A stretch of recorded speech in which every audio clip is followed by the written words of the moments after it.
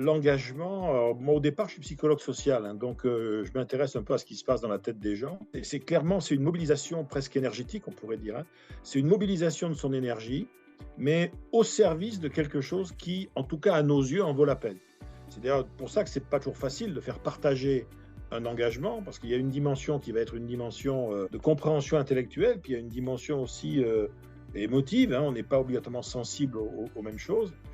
Et puis il va y avoir une dimension de comportement, quoi, hein. C'est d'ailleurs pour ça qu'en psychologie sociale, l'engagement, bien sûr, c'est un comportement, mais avant que ça, c'est aussi une attitude. C'est une espèce de disposition à agir dans une certaine direction. Donc il y a à la fois cette dimension d'implication, et puis qui dit engagement dit quand même aussi durée.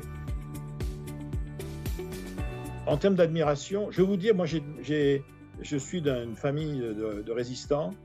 Mon père l'était, il était parti très jeune pour s'engager dans le maquis, dans la résistance, donc pendant la guerre. Ça, moi j'ai toujours eu beaucoup d'admiration pour ceux qui sont partis les premiers, tôt, et qui en fait ont tout laissé derrière eux parce qu'ils estimaient que se bagarrer pour la liberté, la démocratie, etc., ça valait le coup de tout perdre. La résistance avec un grand R, c'est quelque chose qui pour moi historiquement est quelque chose d'important. Dans le même genre, lui a été résistant. L'abbé Pierre, pour moi, est vraiment un homme qui a incarné ça. Quelque chose, ça, le jeu en valait la chandelle, se battre pour que les gens sortent de la rue, ne meurent plus de froid pendant des hivers qui étaient encore plus rigoureux. C'est quelqu'un qui vraiment a incarné ça. Mais là, on est vraiment sur le top du top. Mais moi, ce que je trouve encore plus intéressant aujourd'hui, c'est vraiment les engagés du quotidien.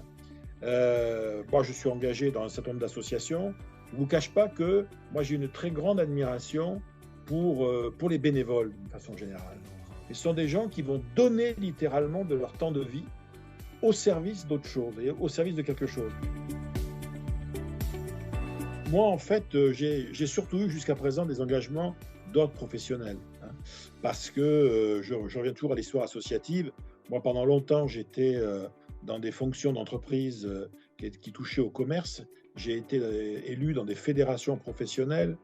J'ai donné beaucoup de temps pour ces fédérations professionnelles. Je me suis engagé dans l'optimisme aussi, hein, bien évidemment, à partir des années 2010. Mais c'était des choses, moi, qui me semblaient en tout cas faire sens pour moi à l'époque où je le faisais.